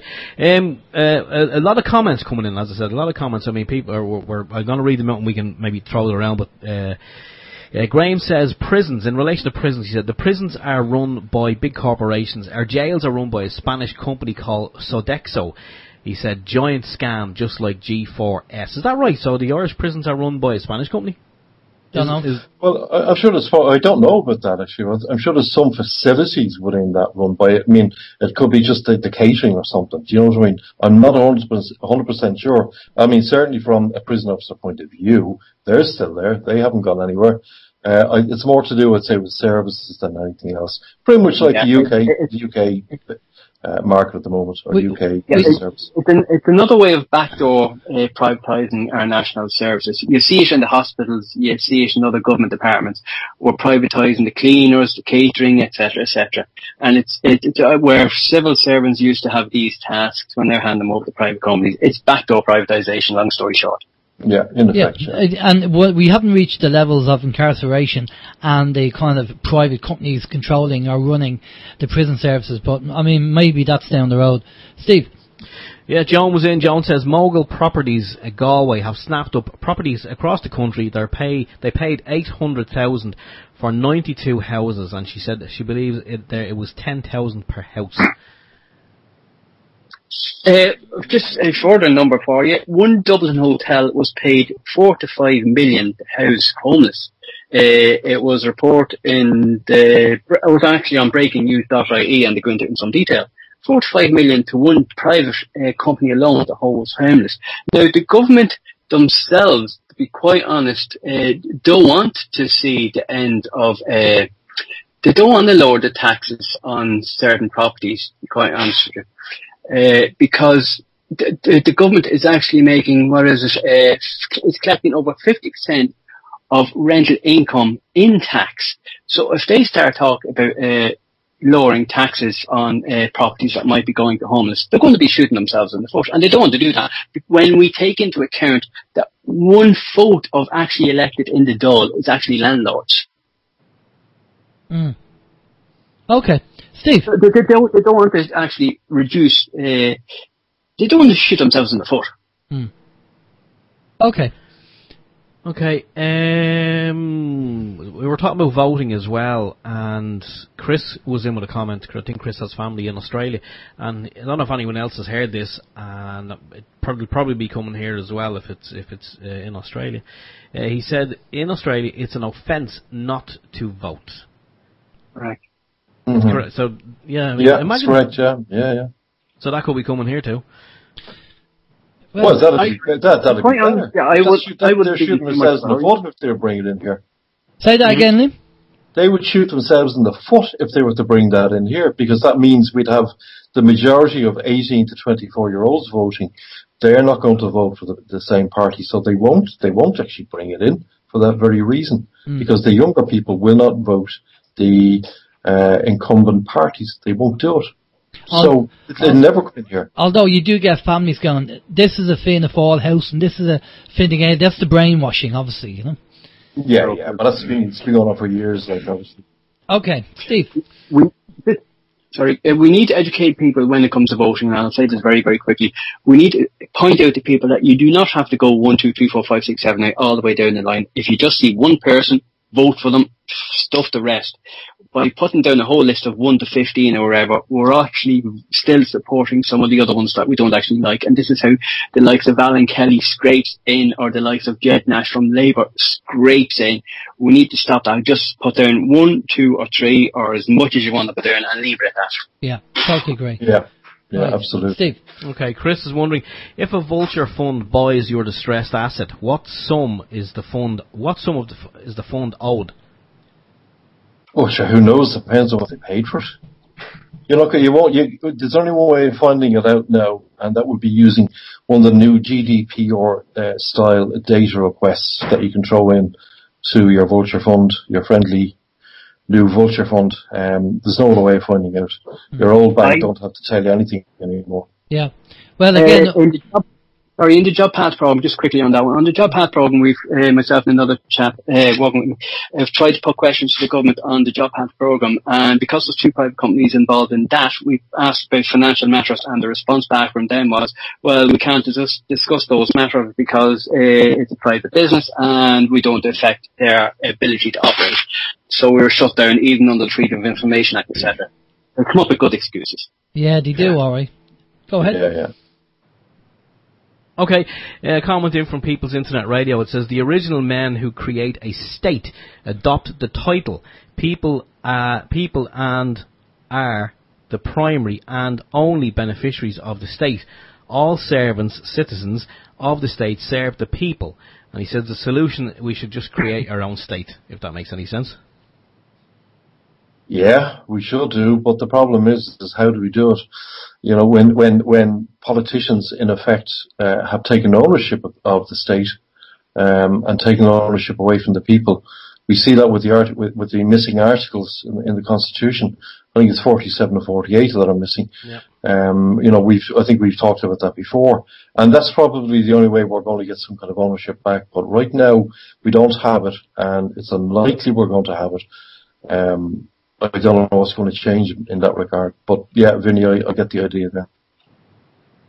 Just in relation to the state, I think it was during the week, and Alan maybe I'll correct me in this, there was something, I think it was on social media, it may have been from Vin on PIR, something in relation to Bunnock and Aaron. Yeah, that's the one, yeah. Or something like that. That the old version, was it the Blue Book? The Irish text. The original translation of the Irish text into English is no longer available. It's gone out of print, and it won't be getting reprinted. Which, I mean, that's a cause for concern as well, because the one that we have, that's supposed to be, the only official version.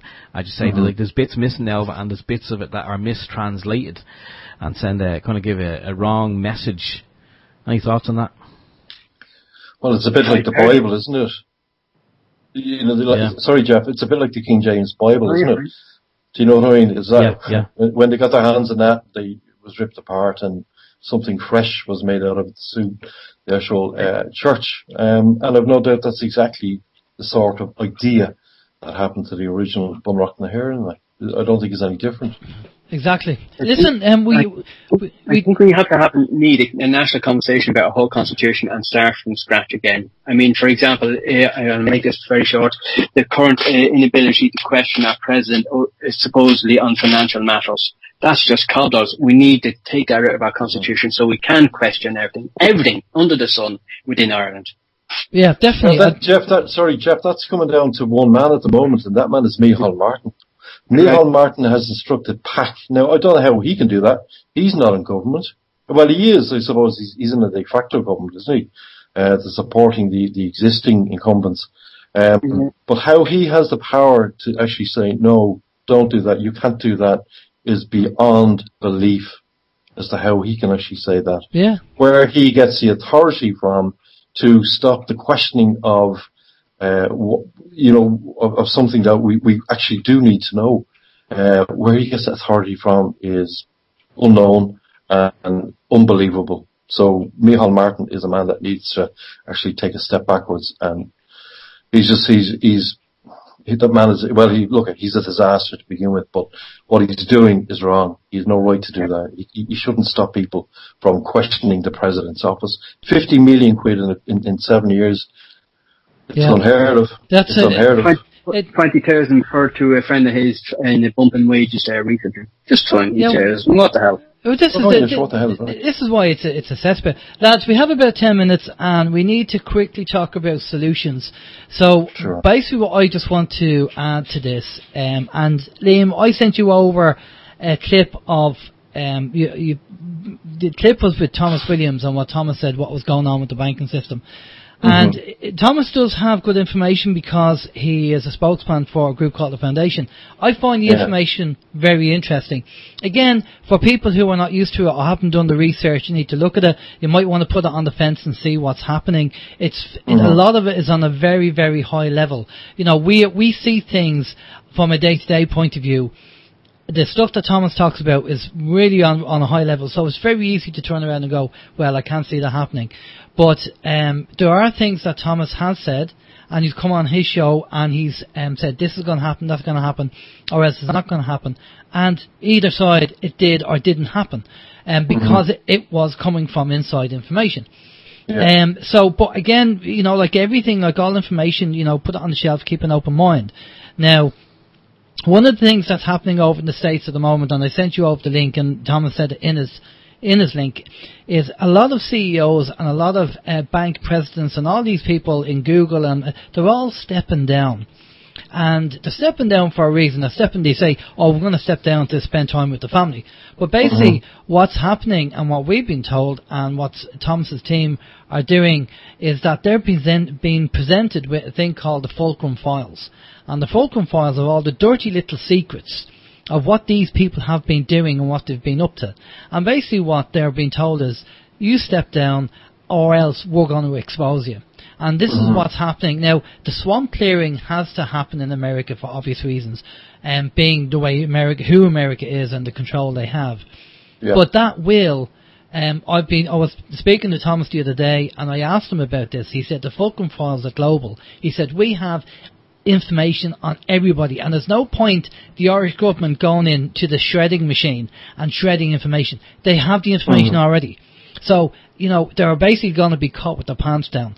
And so they will, this will eventually happen and come over to Europe, not just Ireland. It'll come to the UK, it'll come to the other countries across Europe, because we know the system can't carry on the way it is.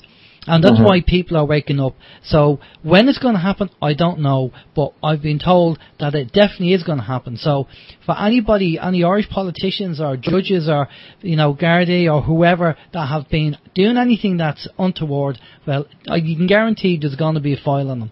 And we'll have to take it from there. Now, there are other good things happening as well, but the problem is that with the banking system was given an out. They were given an option. Imagine somebody hanging off a cliff, holding on to a branch, and somebody putting a hand out saying, come on, I'll give you a hand, and the bank's telling them to get lost. Well, basically, that's what's happened. So what's happening now at the moment is the banks do not have any money. They're trading insolvent, and they're double charging. So everybody needs to make sure that they have a couple of quid in the pocket, and they need to check their account to make sure that they're not being double charged for stuff as well, because that's going on as well. Plus ATMs could potentially be closing down, and they'll say, oh, it's a computer glitch. But these things are happening because the banks are being given a lifeline and they're not taking it. So it means that they don't want this to happen, but the powers to be, I won't say powers to be, the foundation don't want this to happen. They gave them a lifeline, and the banks are sticking their two fingers up at it. So maybe because of arrogance. So that means that we're probably in for a rough time, in the near future, if not within the next month or so, depending on what happens. Alan, we've had many instances, where the banks have been teetering over the last number of years, and they're still teetering, and they're going to teeter, and especially if this bubble kicks off, which it's going to anyway. But one of the questions I will always ask, and it's something I really need to kind of settle down and look into, is in 2007 the banks were still doing pretty fine. They still had lots of profits, and they were still paying really, really good money to shareholders. And then in 2008, we're almost on the anniversary of it now, they had nothing. They had no money. My question is, where did the money that they had in reserves, on all other accounts, in foreign funds, where did all that go? Who got the money? There was literally hundreds of millions disappeared overnight, and then the likes of Peter Sutherland and people like that ended up going into Brian Lenihan saying, we've no money. The banks have no money. You're going to have to bail them out. The question is, where did the money go?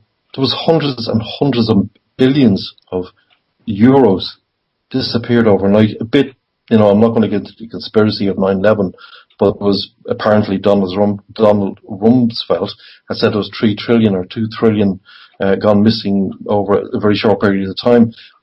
In a way, the same sort of situation, but nobody's been able to find where the bank's money has gone in the meantime, but yet they were able to come within 6 months, a year, and say we've no money whatsoever. Doesn't that make anybody suspicious? Well, maybe we'd be able to get an answer to you for that, so we'll catch up with that. Jeffrey, do you want to jump in and comment? Do you have any good news or things that you feel that will be coming down the line and happening? Well, I'm glad to see there's another political awakening basically happening. Thankfully, I have to say thank you to the Gardai that did what they did up in Dublin outside a private property, because they helped to wake up a few more of the youth out there to what's actually going on. So I'm glad to see again that another political awakening has been reignited and has extended from Dublin over to other many counties. And if 1 or 2 in 10 of those keep going, happy days, because they're just then further spreading out and informing other people what's going on. So they are then going back into their classrooms or going out, hanging around, what they do as students do at night time, and they're talking across tables, etc. So I'm more happy today than I was 6 months ago. I have 6 children. They're eventually going to face the same problems that we have today, and if we don't do anything about them now, they're going to be worse. But the youth out there today that are out there protesting, peacefully protesting and doing it right, it's not only inspiring me, an older man, 50 years old, but hopefully they're inspiring others of younger and older age to say, well, actually, we can make a difference too. Why don't we? Exactly. Steve, do you want to jump in and give us any positive vibes you feel might be coming down the line? Positive. Oh, I don't know about positive, but I mean, I did hear I did hear during the week that as we know, we do kind of have freedom of speech. Well, only just, but there's also freedom to, when you see an injustice, we have a freedom to gather evidence, I suppose, and part of the evidence gathering is if you see an injustice with, let's say, on Garda Síochána, people will video them with their smartphones or their iPhones, etc. And I believe during the week it was mentioned that the government are going to be clamping down on that now. It's now going to be, at some point in the future, an offence to video record the Gardaí while in their carrying out their duties, even if, I suppose, they're doing an injustice or evicting the poor family or beating the living daylights out of someone. It's going to be illegal in the future. So I mean, that's a step in the wrong direction. Anyone hear anything about that, or any thoughts? Yeah, I did. Steve, no, that's not going to happen. It can't happen. It'll be unconstitutional to start with. We're allowed to take pictures of anybody we want in public places, with or without their permission. It doesn't matter. You don't have to do it. Yeah. To make the Gardaí that exception would be very much unconstitutional. You'd be infringing all kinds of rights there. They know full well that they can't do it. It's a scare tactic. That's all that is. It's all it ever is. The Gardaí at the end of the day are operating a public service, and the public service has to be accountable to the people, the electorate. Yeah. Okay. Yeah, absolutely. Okay, Liam, we're going to finish up. Do you have any just a quick positive to finish us off? Well, I suppose on positive news, it's the fact that people are waking up, people are getting together, and people are saying we're actually not going to take any more of this. There's been enough austerity lashed on people over the last 10 years. There are enough homeless people. We've 10,000. I think there's more, but we want the official figure for now. We've had nothing but spin and lies over the past 10 years, and people have copped on out what the government are saying and how they operate. What I think will be good is that, as I say, people are getting together and they're actually going to demonstrate. They're going to march. They're going to make their voices heard from now on. They're not going to let the government get away with what they've got away up to now. What I'd like to see is if there's ever going to be evictions around the country, as many people there as possible to get in there and stop that happening. No matter who you are or what you are, stop it happening. There is a cohesiveness among people, and it's starting with the young people, which is right, which is where it should be. It'll grow and grow and grow, and I would say in 6 months' time, when this government are actually gone, we might actually start getting some just laws being done in the favour of people rather than the favour of corporations or banks.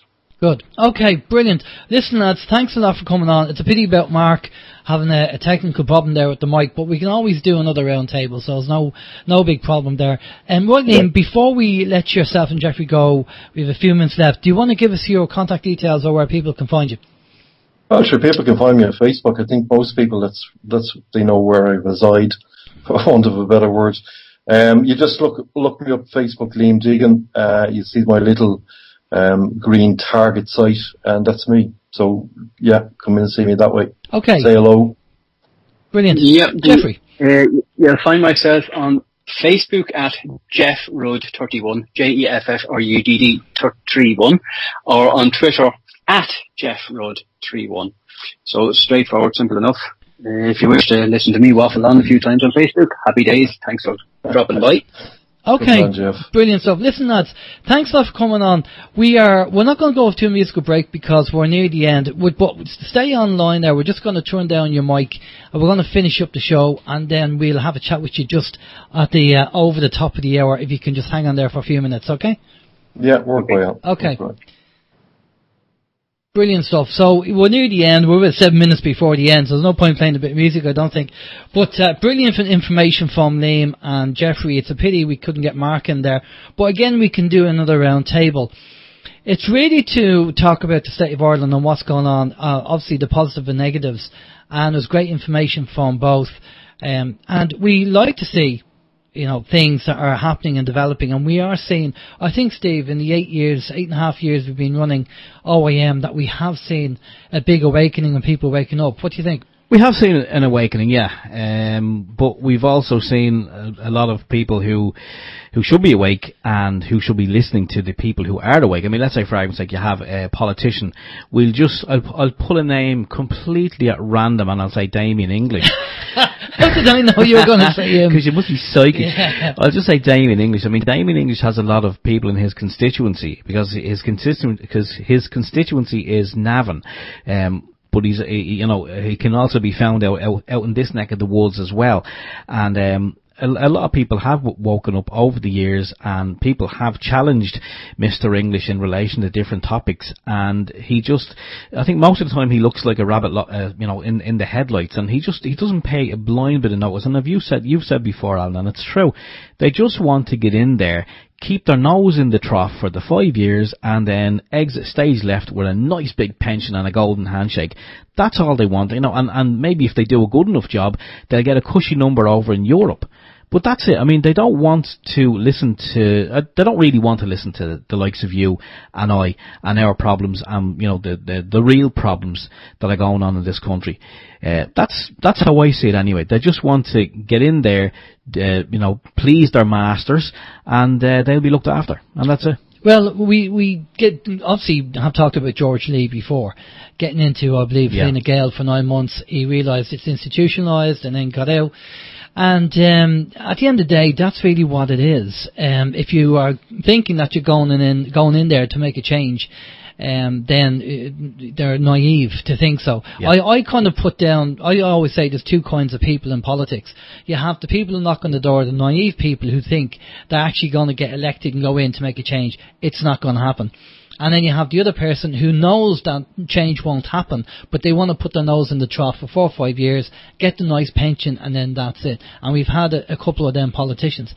Look at the people, if you are going to vote, look at the people you're going to vote for. Do they have any level of integrity whatsoever or understanding? I mean, we've mentioned this on the show before. Two so-called, I won't say so-called, but two guys we know who wanted to run for elections and politicians. One of them wanted to have vaccines mandated, which I couldn't believe.